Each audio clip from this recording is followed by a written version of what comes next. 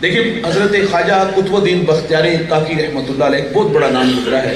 کاکی ہندی کا لفظ ہے جس کا معنی روٹی ہے, اور قطب الدین اس نام سے شہرت کیسے پاتے ہیں دھیان سے سنیے گا. والدہ بچپن میں بیٹے کو کہتی بیٹا مصلی بچھا, دامن پھیلا اور اللہ سے مانگ, اور ماں تازہ کھانا بنا کے ساتھ والے کمرے میں رکھ دیتی ہے. بیٹا جو ہے وہ ساتھ والے کمرے میں جا کے کھانا کھاتا ہے, اور کبھی کبھی ماں سے اظہار بھی کرتا ہے, ماں اللہ مہربان کتنا ہے, میں اس کے حضور دامن پھیلاتا ہوں, وہ مجھے تازہ کھانا دیتا ہے. ماں خوش ہوتی کہ میرے بیٹے کا رب کے ساتھ توکل کا رشتہ جڑ گیا. یہ مشق کافی دیر جاری رہی.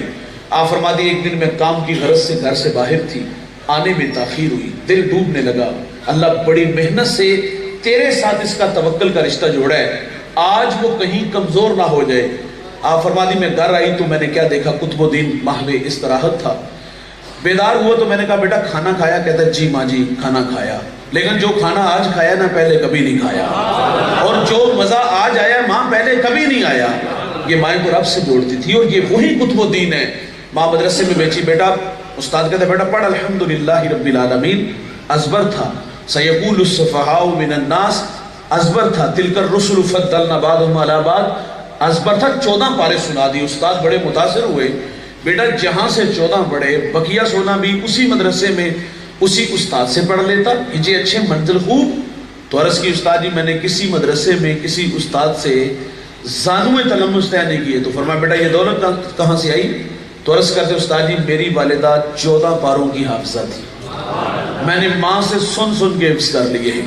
اور بھائی ماں قرآن پڑھے تو بیٹا قاری قرآن بنتا ہے, ماں دودھ پلائے سونے محمد پہ درود پڑھے تو بیٹا دشت نینوا کو میدان کربلا بنا دیتا ہے. بچے بڑوں سے سیکھتے ہیں. کلاس روم میں ٹیچر سوال کرتا ہے بچوں بڑے ہو کر کیا بنو گے؟ کسی نے ڈاکٹر کہا, کسی نے انجینئر کہا, اور ایک بچہ کہتا ہے میں بڑا ہو کر صحابی رسول بنوں گا. جھٹکا لگا نا کہ صحابی تو وہ ہوتا ہے جس نے حضور کا زمانہ پایا ہو, سر کی آنکھوں سے حضور کا جمال دیکھا ہو. کہا بیٹا تو 14 صدیوں کے فاصلے پہ کھڑا ہے, لیکن بتا تیرے دل میں شوق کیسے پیدا ہوا؟ تو وہ بچہ کہتا ہے کہ میری والدہ روزانہ سونے سے پہلے مجھے ایک صحابی رسول کا واقعہ سنا کے سوتی ہے, تو میرے دل میں شوق پیدا ہوا ہے میں بڑا ہو کر صحابی بنوں. تو میرے نبی نے جابر بن سلیم کو پہلی نصیحت کیا فرمائی؟ کسی کو گالی نہ دینا. حضور فرماتے مرغے کو گالی نہ دو. کیوں؟ فرمایا وہ تمہیں نماز کے لیے اٹھاتا ہے. یہاں رک کر ایک جملہ رس کروں گا, فرمایا مرغے کو گالی نہ دو, وہ تمہیں نماز کے لیے اٹھاتا ہے. اور آج لوگ علماء کو گالیاں دیتے ہیں جو لوگوں کو دین سکھاتے ہیں. بھائی جسے استنجا کرنے کا بھی پتہ نہیں نہ آتا, جو منہ میں آتا ہے وہ کہہ دیتا ہے. جس کو مصلی پہ کھڑا کرو نا دوست, اس کی عزت بھی کیا کرو. واصف علی واصف کہتے ہیں تسلیم کے بعد تحقیق گمراہی ہوتی ہے. پہلے تحقیق کر لو, اگر وہ مصلی پہ کھڑے ہونے کے قابل نہیں تو نہ کھڑا کرو, لیکن جس کو مصلی دو نا اس کو عزت بھی دیا کرو یار. یہ تو بہت بری بات کہ ہم جس کے پیچھے نمازیں بھی پڑھتے, باہر جا کے اس کا جبہ بھی پھاڑ دو, اس کی پگڑی بھی کھینچتے ہیں. فقہ کا مسئلہ اگر دل میں اتنی بات آئے نا کہ میرے کپڑے امام کے کپڑوں سے اچھے, اس کے پیچھے نماز ہی نہیں ہوتی. ہم نماز بھی پڑھتے ہیں اور باہر جا کے اس کا جبہ بھی پھاڑتے ہیں, اس کی ذات پہ تبصرے بھی کرتے ہیں. کوئی بات بھی نہ ہو تو جب چاہا جی چاہا رسوا بھی کر لیا. تو فرمایا کسی کو گالی نہ دینا. دوسری نصیحت فرمائی جابر بن سلیم, نیکی کو حقیر نہ جاننا. دیکھیں ہم روزانہ گھر سے نکلتے ہیں, کئی بار ایسا ہوتا ہے ہمارے راستے میں کوئی روڑا پتھر آ جاتا ہے, احتیاط سے گزر گئے.